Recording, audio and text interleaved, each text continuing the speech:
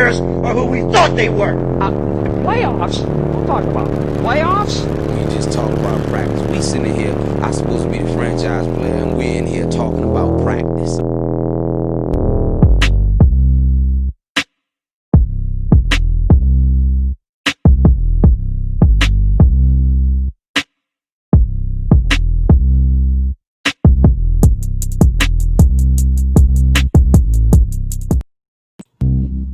So, Mason Rudolph and Myles Garrett, one of the stories of last year, and certainly the story going into this week, a week 17 that is just turned out to be monstrous. We were just talking about it just prior to this.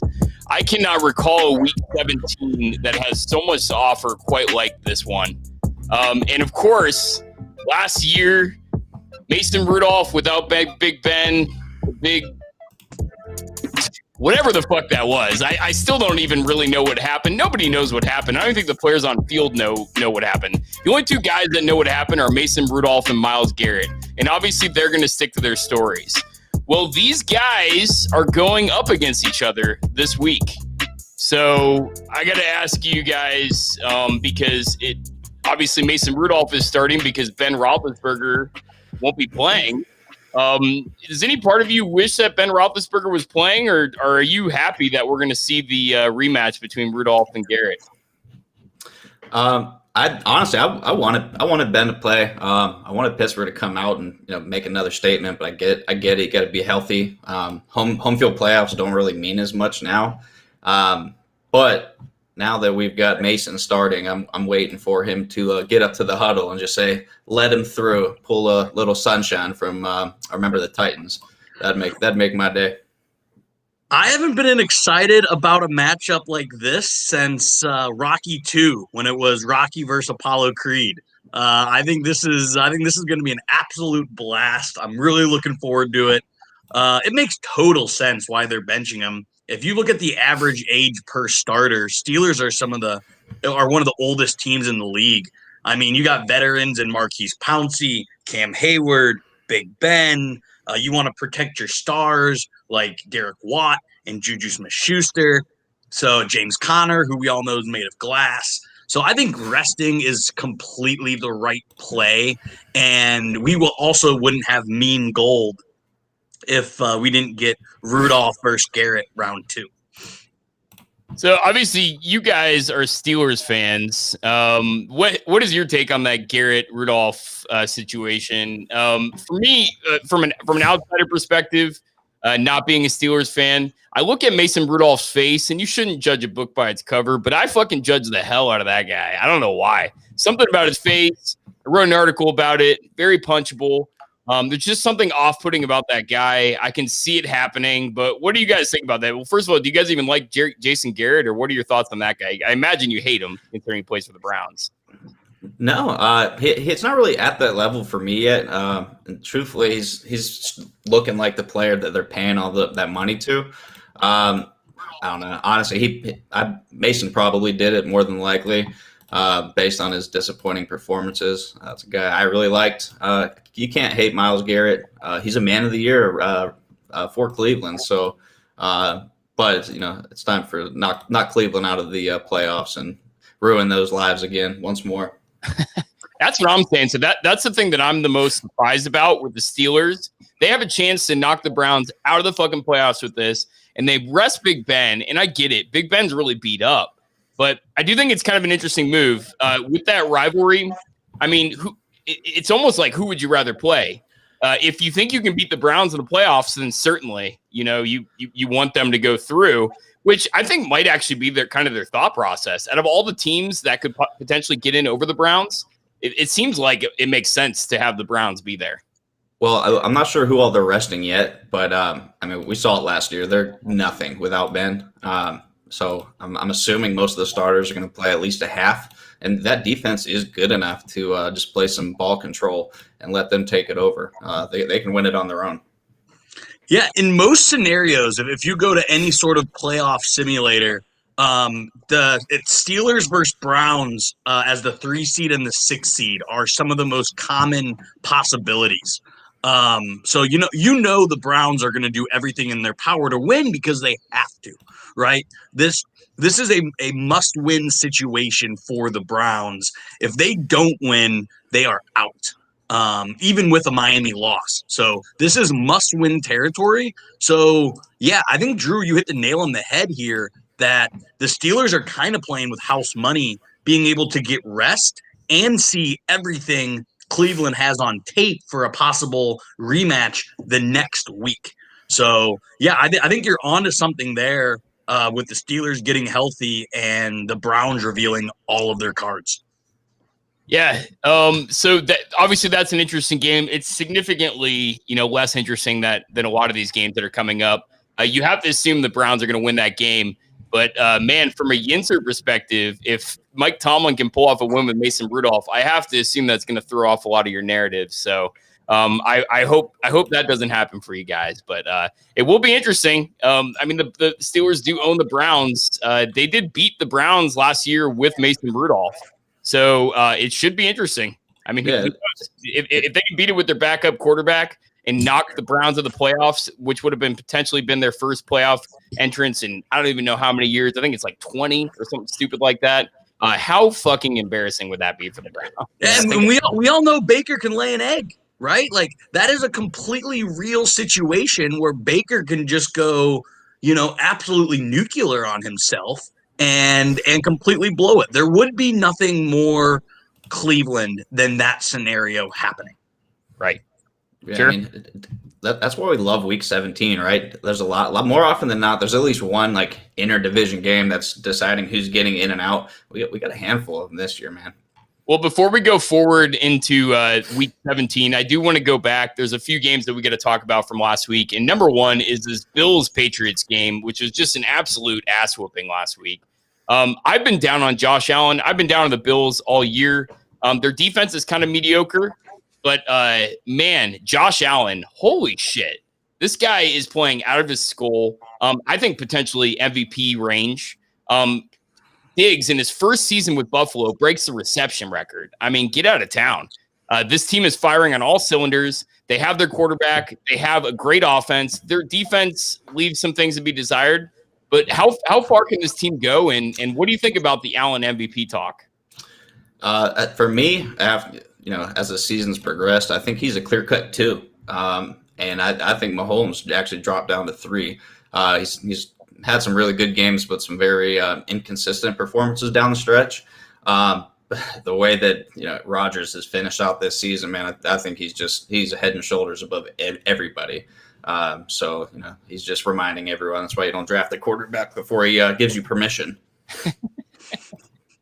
If anyone has listened to us long enough, I was cheerleading the Josh Allen bandwagon for the first month of the year. Then I looked pretty silly. And during the second quarter of the season where he kind of completely fell apart and made a lot of bad turnovers, made some really dumb plays, trying to play hero ball. But I certainly think he's moved firmly into the top 5 quarterback. I don't know if he's an MVP. I think Mahomes hasn't had the lows that Josh Allen has had. So I think I would still put him, as maybe the 3rd or 4th quarterback this season. I'd still take Russell Wilson, not necessarily this season, but as a quarterback in general. But I do think this season solidified where he belongs in the hierarchy of quarterbacks in the NFL. Look at the top of the touchdown board right now for quarterbacks. It's crazy interesting.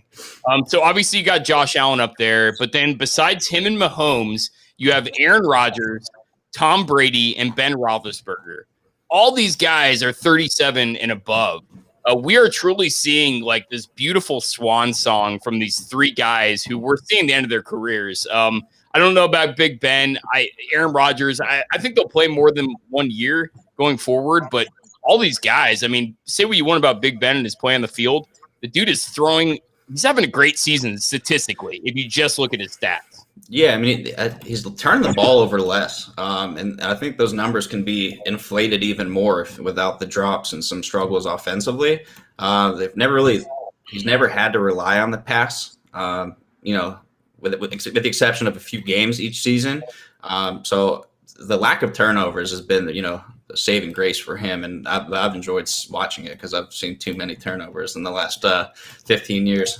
Well, certainly, at the beginning of the season, before the injuries, I mean, I was thinking that's probably the best defense he's had since the very beginning of his career when he first came into the league. So I think that might have Troy days for sure. Yeah. So real quick on Josh Allen, everyone was absolutely, and I'm guilty too, just hammering how bad Ben was playing mid-November to mid-December. He had 4 bad games. There's no question about it. Ben had 4 bad games. You know who else had 4 bad games? Look at Josh Allen's entire October. He had a really bad 3 to 4 game stretch. That happens. Remember when Russell Wilson forgot how to play football for 2 to 3 weeks? Quarterbacks go through slumps. That's why you don't take. That's why you should not be reactionary. Ben is having one of his best seasons ever, despite having a month slump. It happens to almost everybody not named, Aaron Rodgers this year. Even Aaron Rodgers has had his slumps in previous seasons. So, yeah, absolutely. No, you're 100% right about that. I do want to keep it with Week 16 for just a second because it's been an ongoing conversation all year, and I've called it the chicken or the egg debate. When Brady and Belichick had their big breakup, who was going to win the breakup? It's just like in a normal breakup situation. When you break up with your girlfriend, break up with your boyfriend, it's all about who can get the first rebound. Especially if you're a guy. I mean, for girls, it's much less important. But in every breakup situation, it's always about, oh, yeah, you're posting on social media, like, look at this new girl I got or whatever. And clearly, Brady's been winning this debate. But ultimately, who wins it? Because I know Belichick's having a terrible season, but we've talked about it all year. The guy coming in, he had nothing. 5 of his starters on the defense opted out. I mean, we're talking about a season that is almost like I almost buy into the controversy of them intentionally taking this year. And being really bad at it. Like Belichick can't even be bad on purpose. That's how good he is. Yeah. And this is probably the wrong take right now, but I certainly think Belichick will get the last laugh. I think Belichick gets at least another Super Bowl, if not a couple, before his reign over the NFL is over. And I don't think Tom Brady does. There's nothing that I've seen out of Tampa Bay that tells me they can go win 4 games in a row. So I do think Belichick Brady's won the battle, but Belichick wins the war. Well, that's the thing is, like, when they broke up, Brady immediately went off to the hot chick on the rebound, and he's smashing a supermodel. He's posting pictures on IG. That's what Brady was doing. But in the end, he only came out with 10 wins, possibly 11, but it doesn't even matter. They can't even win the division. So, he's not going to win the division in his first year away from the Patriots. He's playing on an all-star caliber team. Yeah, I know Bill Belichick is playing terrible, but I agree with you, Brandon. I think in the end, Belichick, as dark as things seem, they just got blown out by the Bills on Monday Night Football. That is unheard of if you're Bill Belichick. But so you know what? So you're right. I love this analogy that you're putting out there. Brady's the girl in this situation. She went out and she got like the hottest dude she could possibly find. And Belichick's going through a rough time. He's probably drinking too much, eating too much. Not really taking care of himself. But he's going to come out beautiful after this. He's going to find himself. He's going to get his mind right, and he's just going to soar like a fucking eagle. And that's how I see this playing out. I love the analogy. You sound like a friend that's trying to pump up a buddy. So I fucking love it. What about you, Marcus? Who wins this debate right now? Honestly, I think that when it's all said and done, they're both going to be happily ever after. And I hate happy endings. Here's why. No, Kraft doesn't. He loves it, man. And I do not blame him. Brady has to win a Super Bowl for him to win it. Belichick will not win a Super Bowl, and he might not win another division.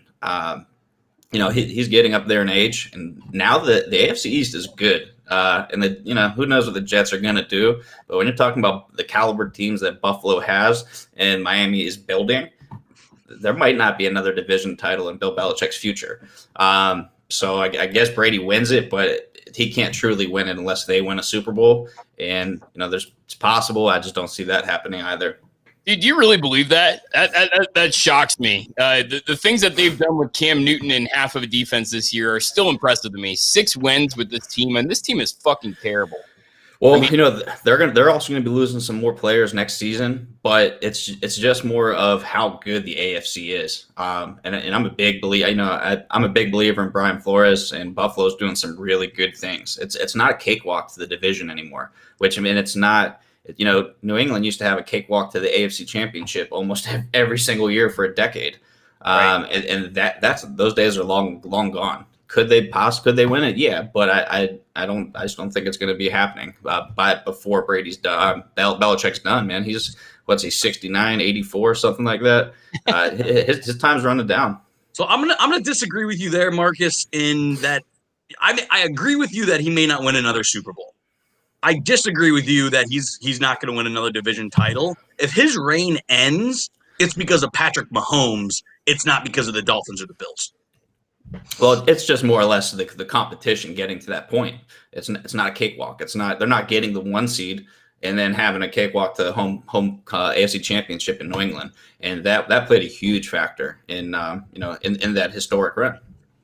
Well, guys, I know we're dancing around, but I want to keep dancing because there's some things that we just have to talk about from last week, and we normally do our overreaction pod. We're not doing it this week, but the Browns losing the Jets, just how Browns. But also, weirdly, how Jets, because all fucking Adam Gase had to do is just keep losing games to get Trevor Lawrence, and he fucking couldn't do it. In fact, he's beating 2 damn good teams in the Rams and the Browns, although, man, we're going to talk about the Rams in a second.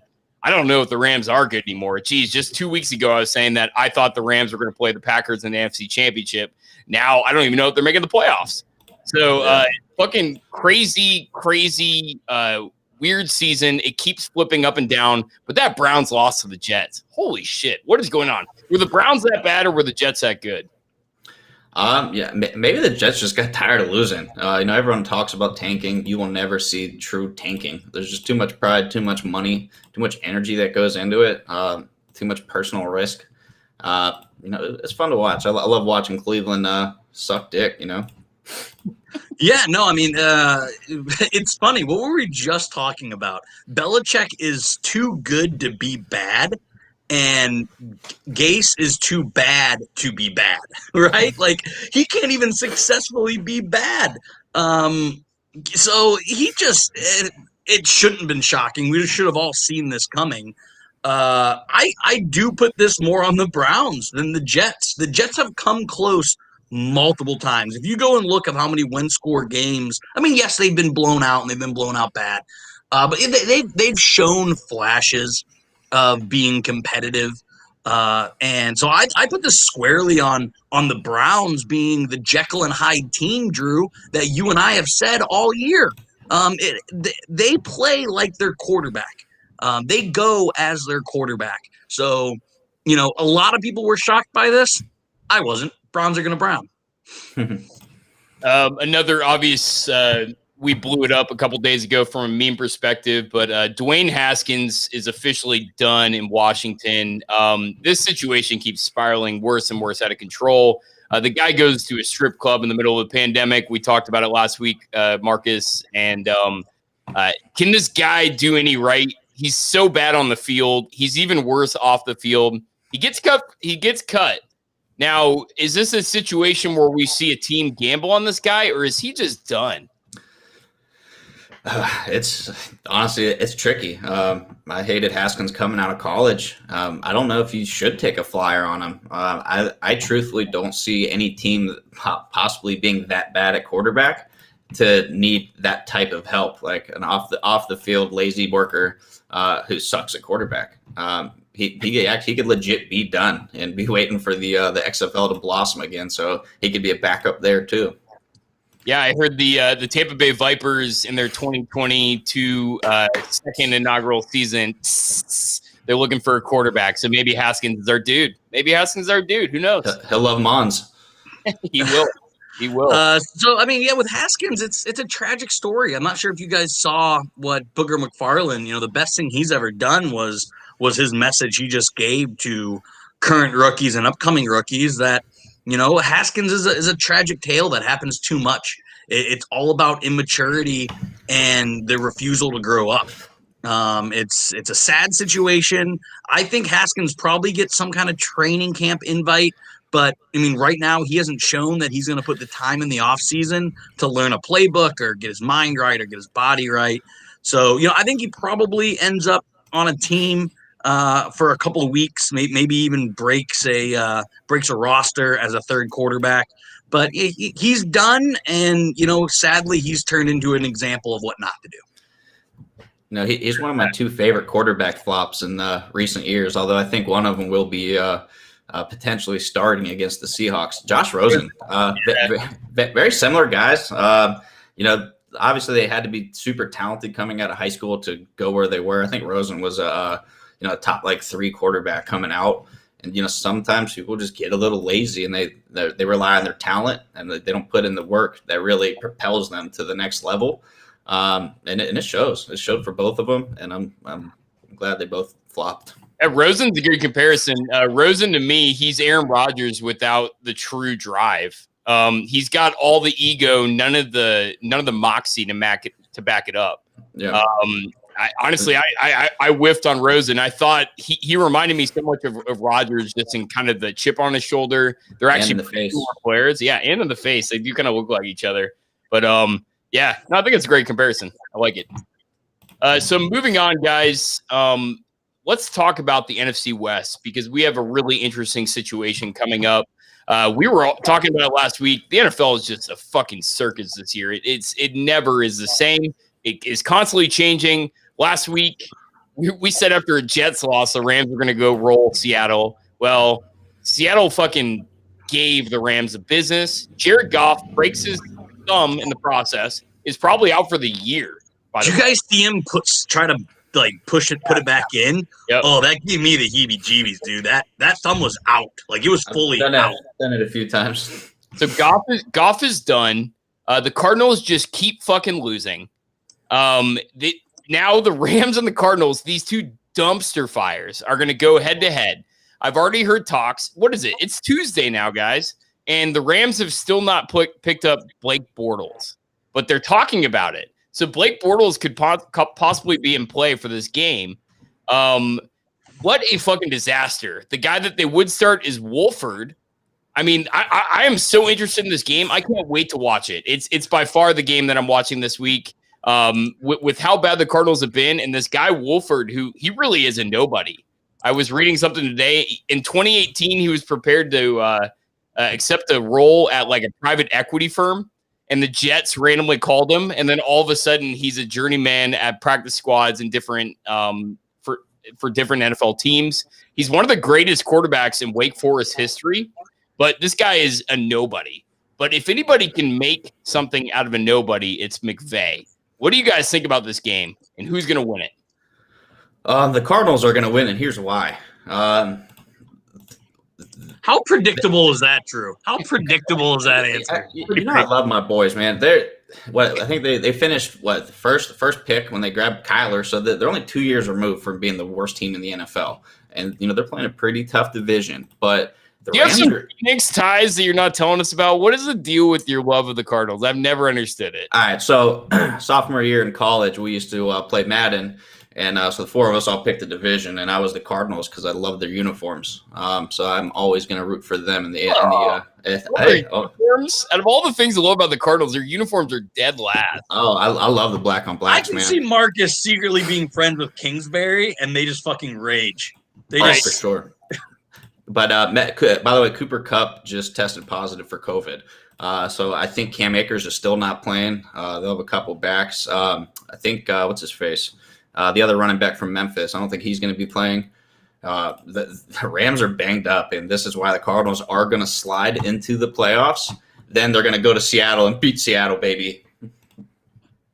God, I think that's literally horrible. I think in these sloppy games with backup quarterbacks, you need a constant. You need something you can rely on. And that reliance comes in the form of Jalen Ramsey and Aaron Donald. I think this game is the closest thing to a preseason game we get. I think it is an absolute horrible game. And I think the Rams win it. They limp into the playoffs and then get absolutely throttled the week one. Whoever gets that 3 seed, whether that's Green Bay or Seattle or New Orleans, because it's in play for all of them, I think any of those 3 teams are beating the ever-loving tar out of the Rams. Okay. Marcus says Cardinals. Brandon says Rams. It's interesting. I'm really on the fence about this game. Is Rod Tidwell playing this week, by the way? I think secretly that's why you like the Cardinals uniforms, is maybe you're a secret Jerry Maguire fan. That's the only thing I can think of, because I think their uniforms are terrible. But yeah, I think Rod Tidwell is set to play this week. DeAndre Hopkins. So I'm going to go with the Cardinals this week with a backup quarterback. I love the Rams defense, but in the end, I think the Cardinals get it done. But even if they do, there's a chance they still don't make it. Correct? Give us the playoff scenario on the Cardinals.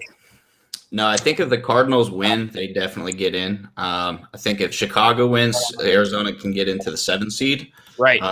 But they still slide in no matter what with a win. But the Rams can still get in with a loss. And let's see, what would that be? That's the question. Yeah. So the NFC has the most to lose this week. So Marcus, I just ran through a playoff simulator. And if Green Bay wins and the Rams win, the Rams get the 6th seed and the Bears get the 7th seed. The Bears have the tiebreaker over the 8-8 Cardinals. So it is a must win for Arizona. But if the Rams win and Green Bay beats Chicago, Arizona gets that 6th and the Rams take the 7th seed. So they still have a little bit of breathing room. Nope. I'm looking at it right now. I'm just gonna throw this out there, but how bad is Jared Goff that you're still taking them as a winner when he's probably out or you're still taking the Rams as a winner? Like, what does that say about Jared Goff? Because I gotta admit, I was kind of on the fence about this game. I think a lot of people are, with the backup quarterback for the Rams, who, by the way, I think he's still in the top 5 of paid quarterbacks in this league. Yeah. How embarrassing is that contract? And geez. Dude, the fact that their starting quarterback is out and we're still saying the Rams could possibly win, that's just a testament to how good McVay is. Yeah, they're talented. They have to figure it out on offense. Just too much inconsistency. But I think next season, if they can just ride Cam Akers, draft a lineman, maybe pick up one in free agency. But the defense is sound, man. Guys, we don't talk about them much, but I want to talk about them now. Let's talk about the Chicago Bears. They are a very, very interesting team. You want to talk about the roller coaster season that is 2020? Nobody personifies that quite like the Bears. They come out one of the hottest teams in the entire NFL, right? Just winning games. They drop Trubisky. They bring in Foles. All of a sudden, they have new life. They're winning games. Their defense is really fucking good. Nagy might have a chance, and then they just slide off towards the middle of the season. I think they went like 5 wins, and then they just absolutely just started dropping games. All of a sudden, they're back in the playoff picture. Trubisky looks good. He's back in that spot again. David Montgomery, one of the most biggest surprises of the end of the season. If you had David Montgomery in fantasy, you're probably looking really good right now. What do you think about the Bears? If they can get in, which I think they might, what do you think their chances are? If you have a defense, you have absolutely every chance in the world to get in, right? Like every chance in the world. So I think they're dangerous. I think they're more dangerous than the Rams. I think they're more dangerous than the Cardinals. I mean, they're arguably a top 5 team in the entire league right now with how they're playing. So I think I think the needle is pointing up, and I would love, I think Trubisky is sort of a poor man's Baker Mayfield. Trubisky can go for 500 and 5 touchdowns, or he can go for sub 100 yards and 5 interceptions. That's a scary guy to play when you match that up with the defense that they could have behind you. So I love what the Bears are doing right now. A poor man's Baker Mayfield, man. That's high praise. Truthfully, maybe that benching kind of just helped him out, like kind of kicked his ass in gear. For a while going into the season, he's like, no, can't turn the ball over. Like you're scared to play. You're thinking too much. And he's just letting it rip, and he's doing what he needs to. But, defense wins championships. They're still young on defense, young enough. They got a good couple years left to Khalil Mack if they want to make a push. But they got the right players in the right position. So David Montgomery sliding in as a top 10 running back in the league right now. I certainly didn't see that coming. I think we're going to touch on some high or fantasy studs and some fantasy duds here in a little bit. What a run has David Montgomery put on month of the year? Yeah, he's been ridiculous. In particular in the championship weeks, week 15 and 16. So, it honestly raises a lot of questions. Did they just mishandle the beginning of the year, or are they just kind of finding themselves now? It's really bizarre. Some teams just take a while to mesh. Really figuring out how to get your playbook to work with the players you have instead of forcing things, kind of getting a blending of the two. They're so talented. Just on paper, if you just looked at them on paper, I mean, to have Nick Foles as your backup and to have all this talent on offense, Allen Robinson, David Montgomery finally being the guy. David Montgomery was one of those darling picks that kind of came into his own. Remember when he was a rookie, everybody thought he was the guy. He had a terrible rookie year. It kind of looked the same with Jonathan Taylor, and then Jonathan Taylor kind of came into his own. We're seeing kind of a random over these last few years, running backs not quite coming into their own until later, and I think it's kind of bizarre a little bit. If you look at Cam Akers, David Montgomery, even go guys like Antonio Gibson.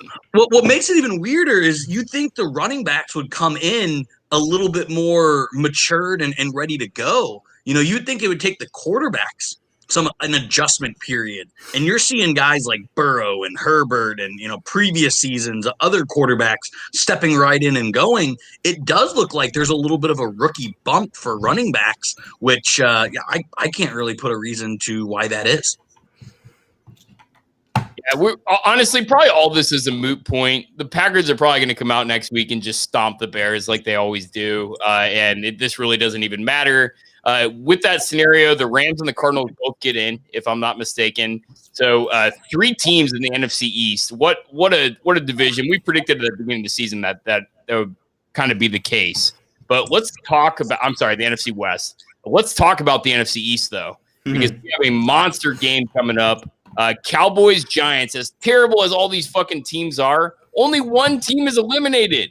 How fucking ridiculous is that? Week 17, we got 4 teams, 2 of them with 6 wins, 1 with 5 wins, and all 3 of those teams are still in contention. How 2020 is that shit?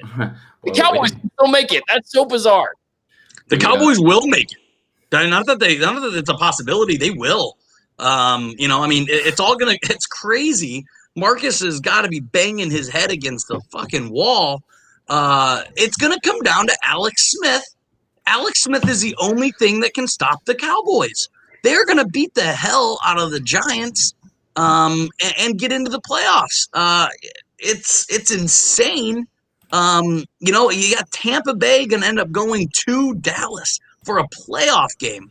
That's going to be insane. Yeah. Tell me everyone does not want to see the Bucks, the darling team of the NFL right now, go into the America's team in Dallas. I think the only thing disappointing about the NFC East is we all predict at our predictions that the winner was going to have six wins, 6-10 or worse. So it's looking like they're going to exceed that expectation just barely. But I think it'd be exciting to see a game in Dallas. Not so fast, says the playoff simulator. If the Giants win and the Eagles win, our prediction of 6 wins can still come true. The Giants can still host a playoff game.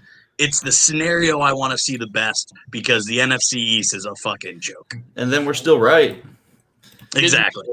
The worst part of me wants to see the worst team in the NFC go. And out of those 3 teams, I have to agree. I think it's the Giants. I think the Giants are the worst team out of those 3. And you know how I love Daniel Jones. I would love to see Daniel Jones host the fucking playoff game. Danny Dimes.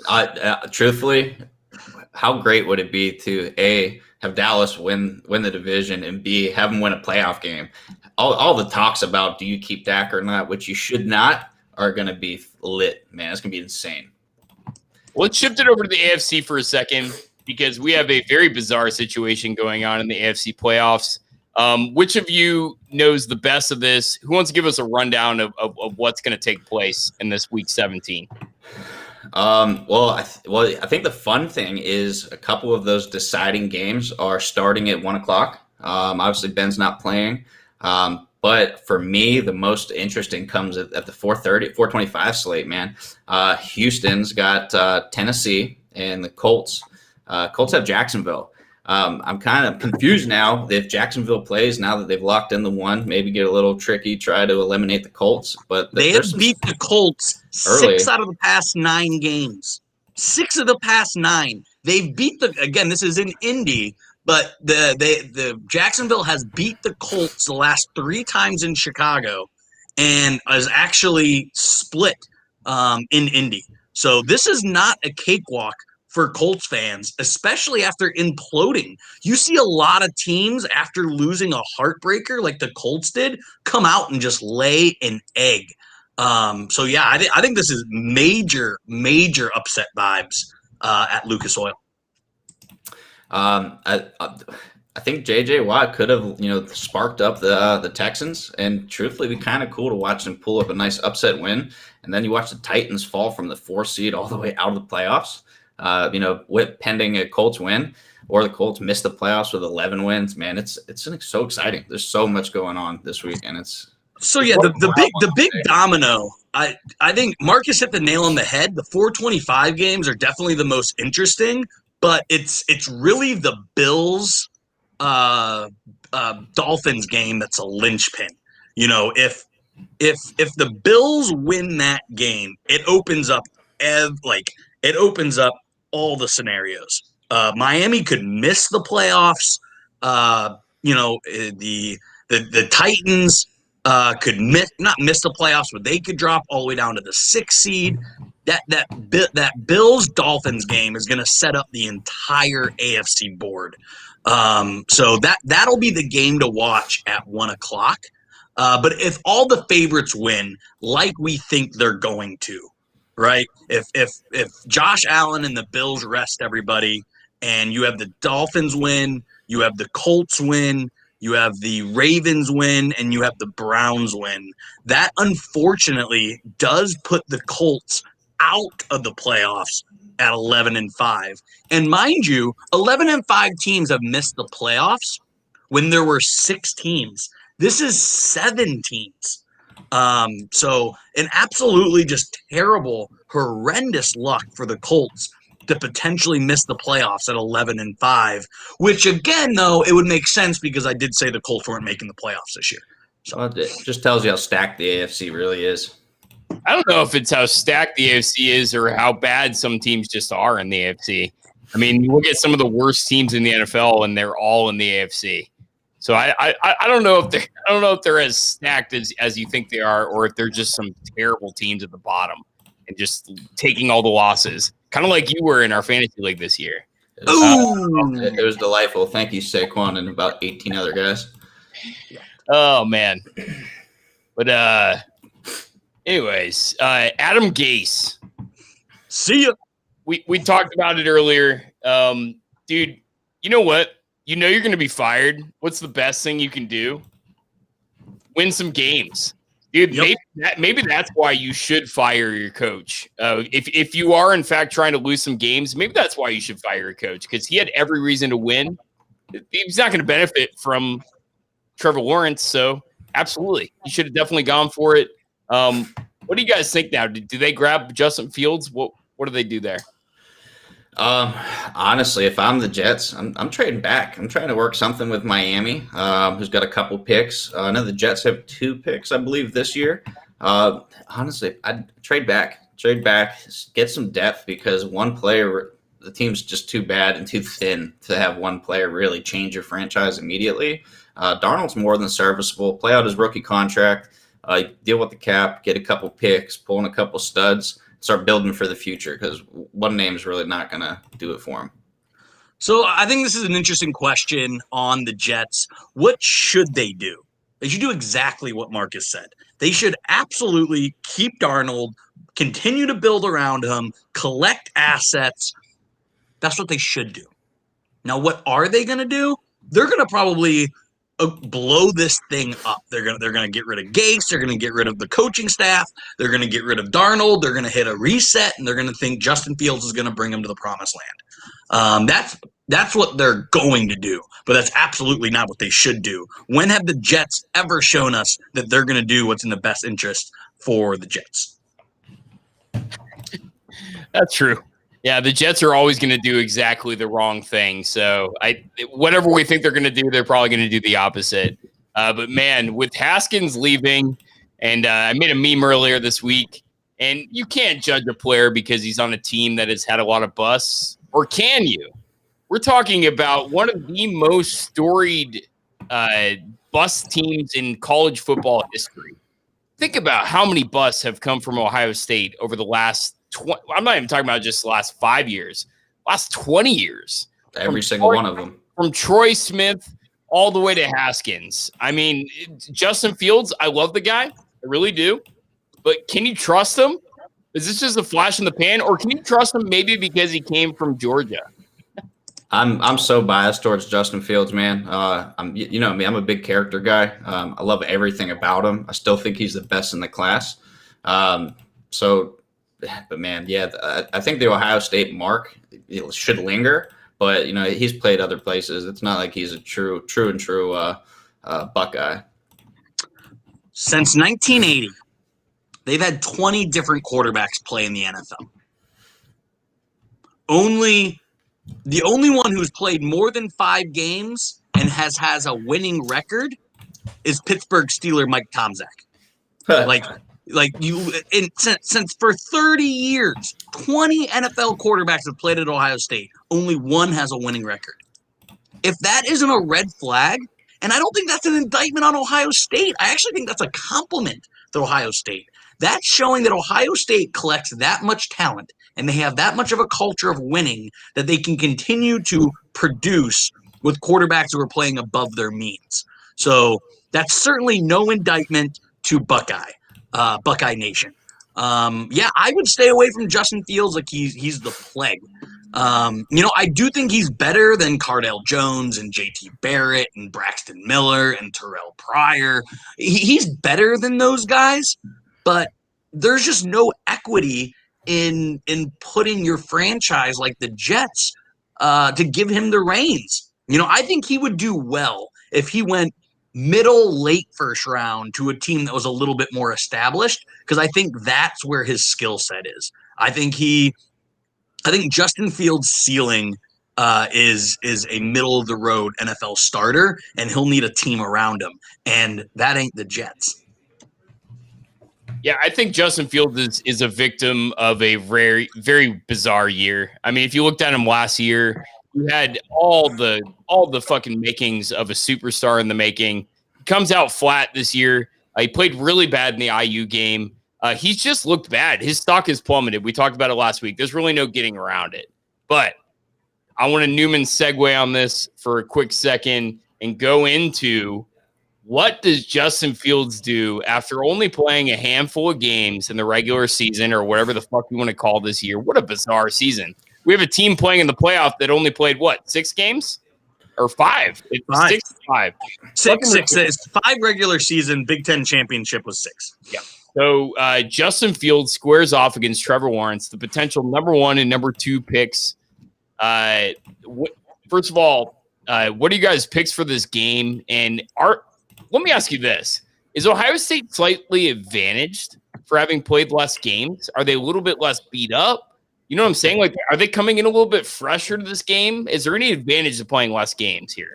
Not in the college level. A lot of those games end up being more cakewalks. It's not like Clemson's had a bunch of nail biters and such physical contests. A lot of those games are over in the third quarter.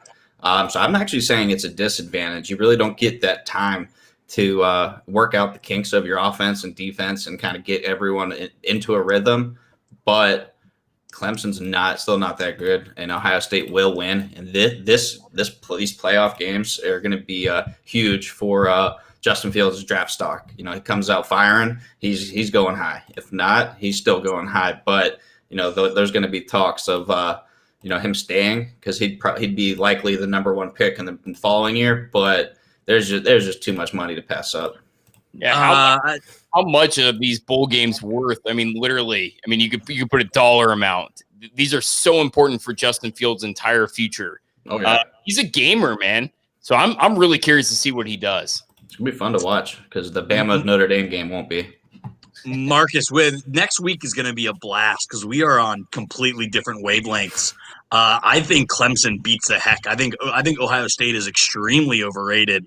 The Big Ten had to literally change its rules to get Ohio State in the Big Ten championship, only for Ohio State to almost blow it against Northwestern. You know who's a lot better than Northwestern? Clemson. You know who's going to absolutely destroy Ohio State? It's going to be Clemson. I think neither game is really close. I think Alabama and Clemson are both a tier above both Notre Dame and Ohio State. Now, I think Notre Dame versus Ohio State would have been a great game. Unfortunately, we're not going to get that matchup. I like Trevor more than I like Fields. I like Clemson more than Ohio State. And I think next week when we're talking about an epic championship game, and we even forget Ohio State and Notre Dame even exist. Yeah, I think that's kind of interesting. You said you thought Ohio State was a shoo-in over Clemson. I don't agree with that at all.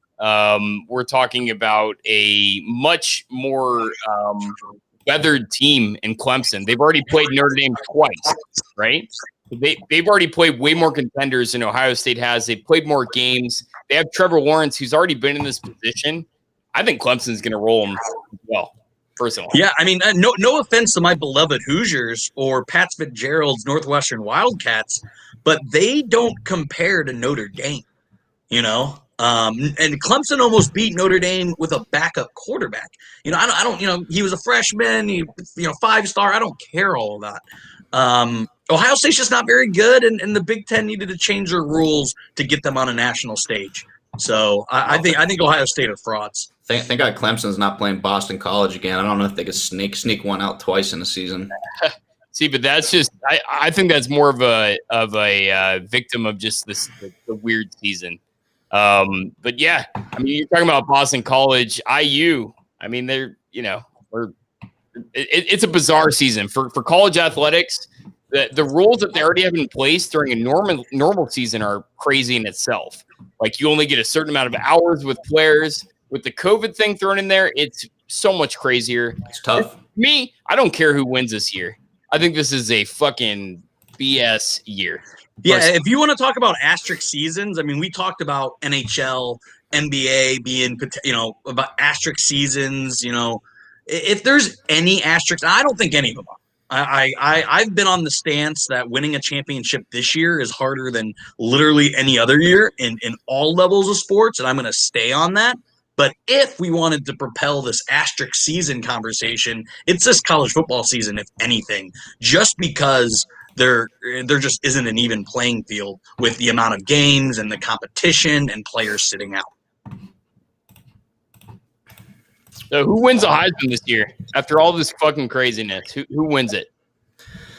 I think you got to go to Devonta, man. But I'm actually pissed that Trevor Lawrence is even in it. Like, but he plays 7 games this season. He shouldn't even be in contention. I know they didn't want a full slate of Bama players, but I think Najee Harris? What a great season for him. But Devonta smoked everyone in the Player of the Year votes, so I think he should be in the lead. But man, they're also good. But Trevor Lawrence shouldn't even be in contention. No love for Mac Jones. Well, he didn't. Well, he's in the top 3. But as far as I'm trying to pull up the news here, but I think he finished like 4th. There's a whole camp that thinks that Trevor Lawrence should win it just because he's the assumed best player. So we're all of a sudden splitting hairs on what even qualifies somebody for a Heisman year. Is it truly what you do statistically, or is it just that you're clearly the best player? because if you were to rank the best players in college football, 100% you would go Trevor Lawrence number one. So I think it's kind of interesting in that way. But yeah, obviously the better player statistically has been Smith. Yeah, but I think it just comes down to your performance, not necessarily how good you are. And Trevor Lawrence, this has actually been a relatively down year for him in comparison. I think he's throwing for like 2.5 touchdowns a game. That's not Heisman numbers. It's just the fact of the matter.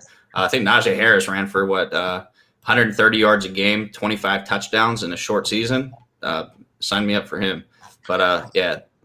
So this is why it's not going to be Devonta Smith. A wide receiver has not won it since 1991 with Desmond Howard, who didn't even really win it for being a wide receiver. He won it more for being a dynamic returner. It was Tim Brown was the last true wide receiver to ever win since winning the Heisman, and that was 1987. I definitely think this comes down to Mac Jones and Trevor Lawrence. And just like the NFL MVP, this is a popularity contest, and that's why Trevor Lawrence is going to win this thing. I personally think it should be Mac Jones.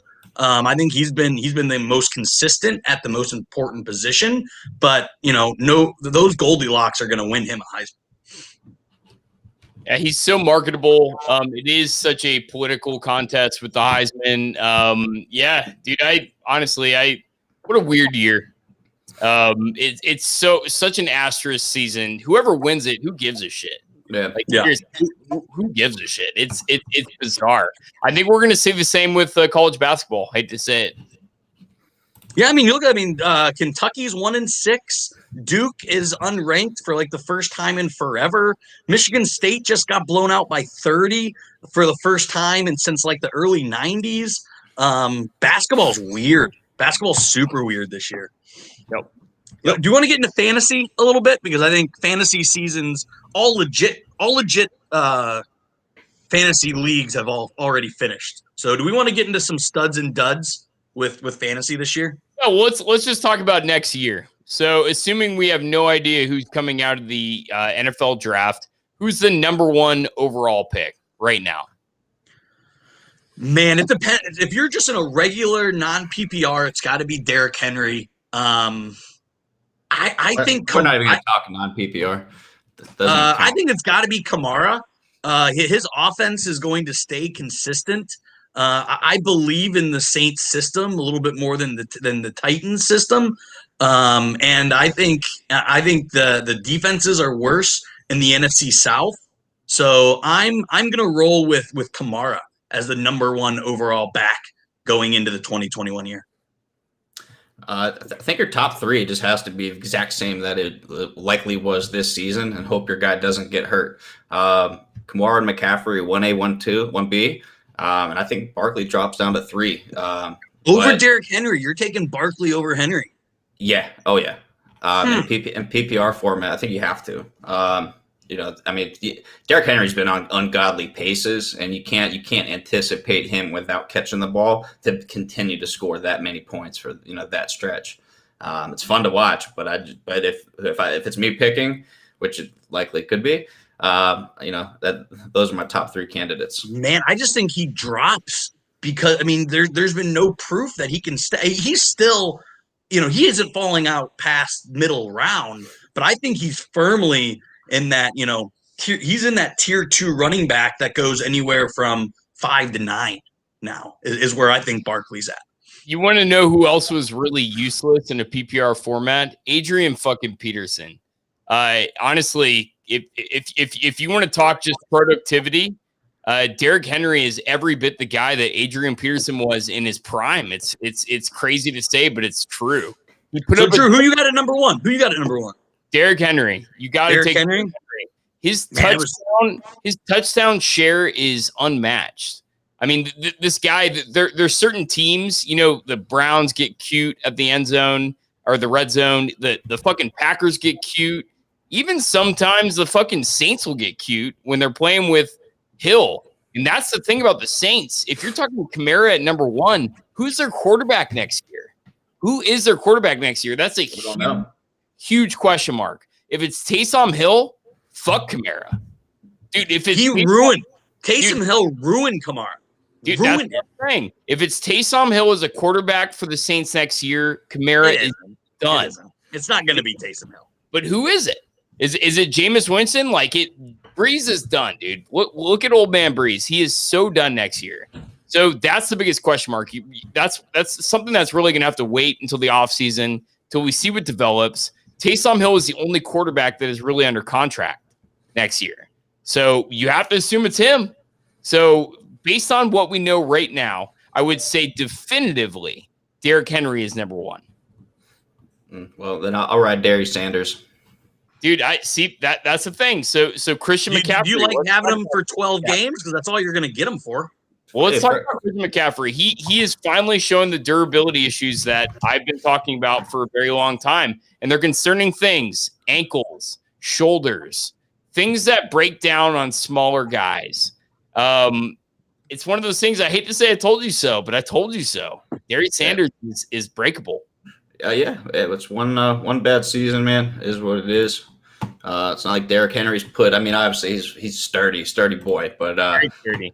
Yeah, but it's not like he has kept this up for his entire stint. But in a PPR format, you got to go old Derry. So go on. What offense are you going to bet on though? We're talking about the Titans versus the Carolina Panthers. We all know that Tannehill is under contract for next year, right? We know that Derrick Henry is going to be there. We know that the offense is really not going to change unless they get some weird guy in the draft that changes it. The Panthers, it's a much different story. We know Teddy Bridgewater is going to be there, but we don't know how that offense is going to look. If Darius Sanders is there and performing, we already know how that looks, right? But with the injury concerns, that's what I'm saying. With the variables that you take in those two players, you have to take the injury as the primary. Yeah, you have to take it into consideration now. With the Panthers, quite frankly, they were performing with Mike Davis at running back. That's a little bit concerning too. I don't know, man. I love Christian McCaffrey. He's dominant. He's really, really good. I just worry about him. He's such a small guy, and he seems to be showing some durability issues similar to, like I said, Reggie Bush. Yeah, I mean, there's definitely a question mark there. There's no question about that. Let's talk about wide receivers. Number one wide receiver, who do you guys got? For me, it's Davante Adams, man. I think Aaron showed that he isn't anywhere close to that decline. I think his hands have proven to be well. His route running has gotten better. You don't lose size. That was Julio's thing for so long that you absolutely can't teach reach and height. So I'm going Davante Adams next year as wide receiver one, but Tyreek's right on his heel, man. Having the speed and the playmaking with Patrick Mahomes.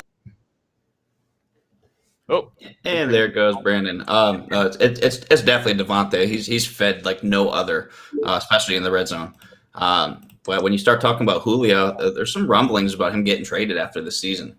Julio? Yeah. And at a discounted rate, what I was reading was 12 to 13 million a year. With nothing guaranteed in the next 2 seasons. So, he could potentially be out of Atlanta next season. Just food for thought. Of course, it's Davante Adams. That's actually a silly question. But the second guy is such a big drop-off. It's pretty interesting. If Julio Jones ends up in another team, who do you think he could end up with? That's really the question. I mean, if he ends up with a team the Diggs trade-off, you could be looking Julio Jones more talented than Diggs, in my opinion. The Jaguars have so much money. I think the Jaguars have something like $76 million. There's no way. There's no way. He'll never want to play with them. But and obviously nothing. I don't know. You go pair yourself up with one of the best quarterbacks to end your career. I don't think it's a bad idea. Because they got a running back. Look, they got James Robinson. They got a franchise quarterback. They have tons of money to go spend on defensive players. I think Jacksonville is a very attractive place to go now that they got a quarterback and running back for the long haul. We're already assuming that Trevor Lawrence is their quarterback. Mm-hmm. Dude, Trevor Lawrence could decide not to come out. That's a variable that nobody expects, but it's possible. No state tax in Florida. He's definitely coming out. He's definitely coming out. I mean, we talked about it in the offseason, and there's some smoke behind this, but there are some rumors that fucking Trevor Lawrence and Dabo Sweeney might be a package deal. I know that sounds fucking nuts, and I still think it's purely a conspiracy theory. But how wild is that? It'll be pretty interesting to see. But let me just throw out a little ringer here. The Steelers can save some cap when they drop some guys, but I'd love to see Julio in there for finish it out next season. That would be interesting. I don't know if they need him though. No, they don't. But I mean, there's a damn good chance. So who is in that? Who is in that second tier, Drew? Because I think we got a couple interesting guys. You know, we got DK Metcalf. We got Stephon Diggs. I think Hopkins. Maybe in his second year puts it together a little bit better with Kyler. Who do you have at that second level? You got Allen Robinson. You got the freak Justin Jefferson. I think that's end of first round wide receivers gets very interesting. Oh, absolutely. And honestly, drafting wide receivers is like, it's one of those things that if you can grab that guy in the later part of the rounds, that guy that's just going to be a steal next year, that's really what makes your draft, is if you can get those guys at wide receiver. I like my boy Keenan Allen. I think he does exactly what he does this year. He's not old. I think he turns 29 next year, so he's still in his prime, very much in his prime. I think he's wide receiver 9. He's wide receiver 9 this year. Justin Herbert is going to be better next year. Oh, yeah. You've already seen how much Herbert loves him. Keenan Allen, to me, is a guy that you can target in the second round next year comfortably. And I think he's a guy that he's just going to continue to do that. I think he could have a similar breakout year that Diggs had this year, next year. Yeah, I mean, he's showing flashes, man.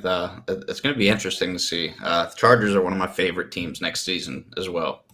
So, again, we want to talk about guys going to a new place. The Steelers are not going to resign Juju Smith-Schuster. He's scheduled to be the highest free agent coming out. He's wide receiver 15 right now. So I think that's super interesting to monitor, because if he goes to a team that doesn't have such a lion's share at wide receiver, I think Juju can be that wide receiver everyone thought he was going to be 2 years ago. Right. Yeah. And isn't that still crazy that he's still a top 20 wide receiver despite having Eric Ebron, Deontay Johnson, Chase Claypool, James Washington stealing target shares? I think where Juju goes, he's one of my most hated players. I can't stand Juju Smith-Schuster. I say good riddance with him going out of Pittsburgh. But I think that's a super interesting free agency to follow. I think he'll love dancing in Jacksonville with Trevor James there on the river. So, you know what I'm going to be watching this offseason, and it affects this player who I think is one of the most underrated players in the entire NFL. He continues to be, despite how good he is Terry McLaurin. And the guy to watch is what they do with their quarterback situation next year. If Alex Smith is the guy, then fuck him. You know what I'm saying? But if the Redskins go out and they get some free agent, maybe Jameis Winston or somebody like that, like, I think that's a guy that's just primed to go off. He's already performing. Like, he's already a top guy, even as terrible as his team is. That's a guy that I'm watching in this offseason. If they can make a slight upgrade at quarterback, I think he's just primed for a ridiculous season. Well, if they lose, they're definitely going to be in the mix to be drafting a quarterback or making some wheel on a deal in 4-1. What if they take another Ohio State quarterback in the top 10? Oh no. No. Trevor's asking about Bucs receivers and what do you think their projections can be next year? I think the sky's the limit with them with a year under their belt, man. The receivers are still young and talented. Bucs receivers, I mean, if Tom Brady's there, it's going to be a crapshoot again. That's the problem. It always is with Tom Brady. You cannot trust receivers in that offense. Mike Evans, he has a 1,000-yard year this past week, but look what he had to do to get that 1,000-yard year. He's had such an up and down season, and Mike Evans has been consistent as fuck throughout his career. Let's face it. Yeah, but a lot of his bad performances were still double digits, which softens the wound a little bit. Yeah, Right. I mean, he had 1 week where he put up 2 and 1 week where he had 6, but he's still a pretty safe option in my opinion in that offense. I think he's the safest option. I know we were all banging the Godwin train. Godwin doesn't even finish as a top 25 wide receiver, I don't think. So yeah, I mean, I still think Evans is all reliable, and yeah, I think how does AB pan out, with an offseason? Do they even keep him or bring him back? I don't envy the front office of the Buccaneers at all because they have some serious decisions at wide receiver, quarterback, and running back. Yeah, no, AB's gone. All right, well, let's talk about tight end. Tight end's not named Travis Kelce. Who do you like next year? Obviously, we have Kittle coming back next year. But other than that, man, dude, we are in an odd age of tight ends where the drop-off is so extreme. But is it really? I think we're just seeing this elite play. Kelce just broke the receiving record, by the way, last week. He re-broke it from just a year prior or 2 years prior where he broke it and then Kittle re-broke it. So we obviously have 1A and 1B, but who are you confidently taking at tight end? Any guy that's not named Kelce next year?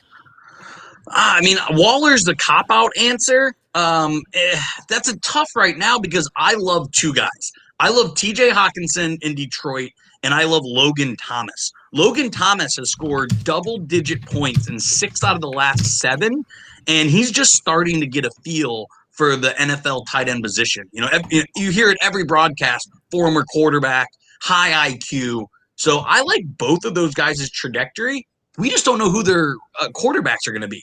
We don't know who's lining up under center for Washington or Detroit. So those are the secondary guys for me that I'm watching this offseason to see who their quarterbacks are, because I think both of them just ooze potential. You've really only got 2 names in my personal opinion, other than the ones mentioned. One, a slight letdown this season, but the targets were there, man, just couldn't punch the end zone. Evan Ingram, very talented.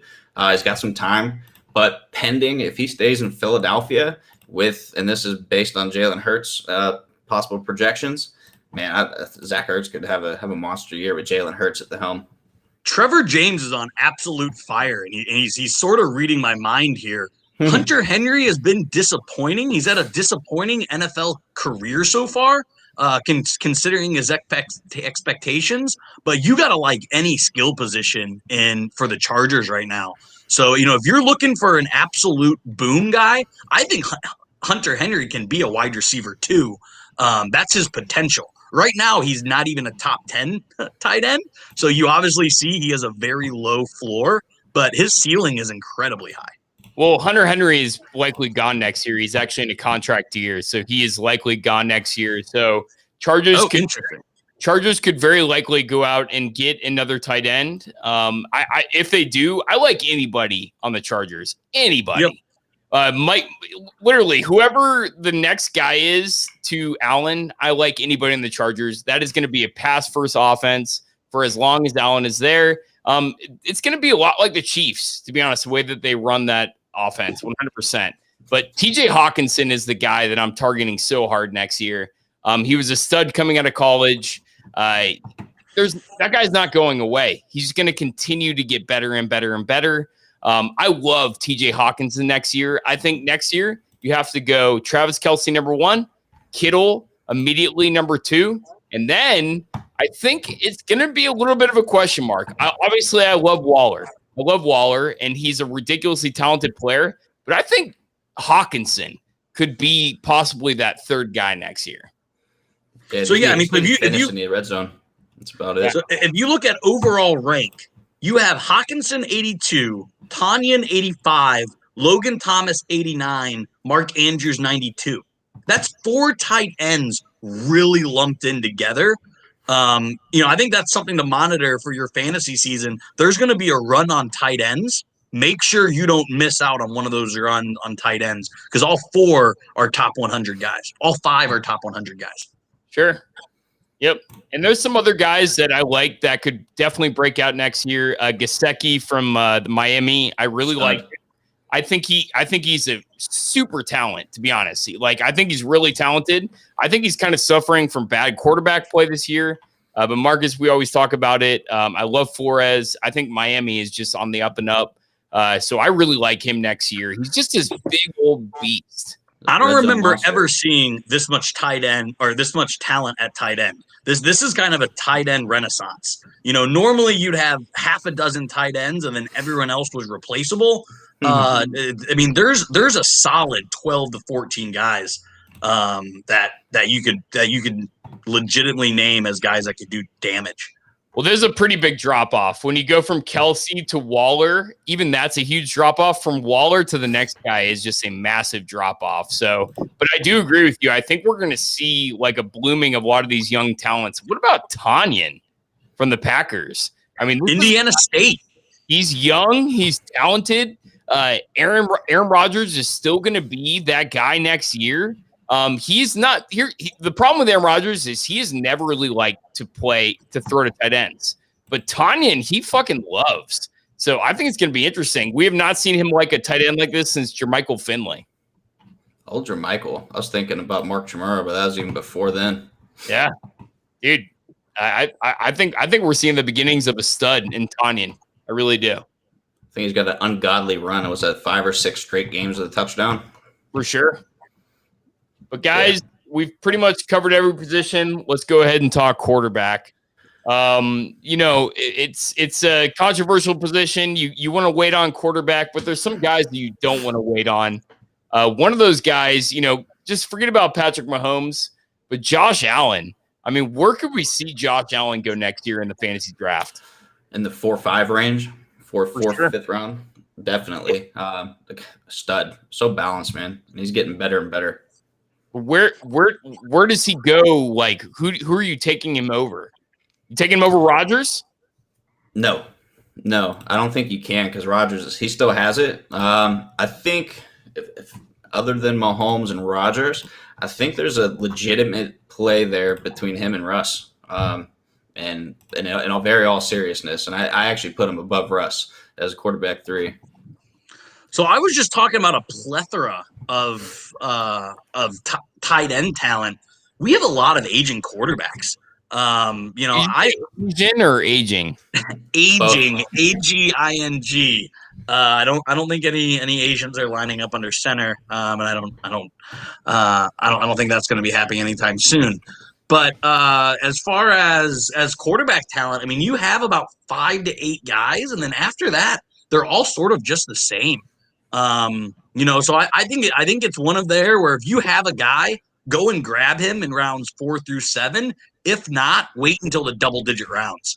I think there's a huge drop-off in quarterback production where it just pretty much comes out to being the same. So yeah, that's quarterback's a weird position for sure. Trevor didn't like your Asian comment there. But yeah, you're right. There's such a massive drop off. You go Mahomes, Allen, Rodgers, and then I think Murray and Wilson. But after that, it's a gamble, right? Deshaun Watson, he could potentially still be playing for a really bad team next year. He's always going to be a gamble. Herbert, if Anthony Lynn is still his coach, I love Herbert to death, but he's still going to be a gamble next year. Lamar Jackson's a gamble. Yep. There's a lot of things that are up in the air for next year, but I do agree with you. There's those stud guys. And after that, I think you can wait because there's guys in the later rounds, like even Kirk Cousins had a fantastic year this year. I think he has an even better year next year. So there's definitely some guys you can wait on. Absolutely. Yeah. Yeah, the 10 to 13 is usually pretty solid to get a sufficient quarterback that has potential to get you those 25, 30-point weeks. If you want to look for a quarterback to see where he goes, let's see where Matt Stafford goes. If he could go to a team with some offensive weapons, if he goes to Indy, if he goes to Washington, if he goes to so Stafford is a guy for me who right now isn't in the top 15 in quarterbacks right now. I think he becomes a top 5, top 7 quarterback in production if he finds the right organization. Sure. Agree with that. All right, guys. I think we're about there. Flight to Tunisia means we're wrapping this thing up. Any final words? We've got an exciting week 17 we're going into. What do you guys think? Just can't wait to see how many coaches get fired after this week. Yeah, dude. Black Monday's coming. Yeah, we'll have everything to talk about it. I know a lot of our fan base and you guys are there in Tampa. IU is playing in Tampa, so there's going to be some rowdiness coming down to the Bay this weekend. So be on the lookout for some insane Hoosiers out on the streets. All right, guys. From all of us here at the Sports Memory Podcast, thank you so much for tuning in. Have a great night. Peace.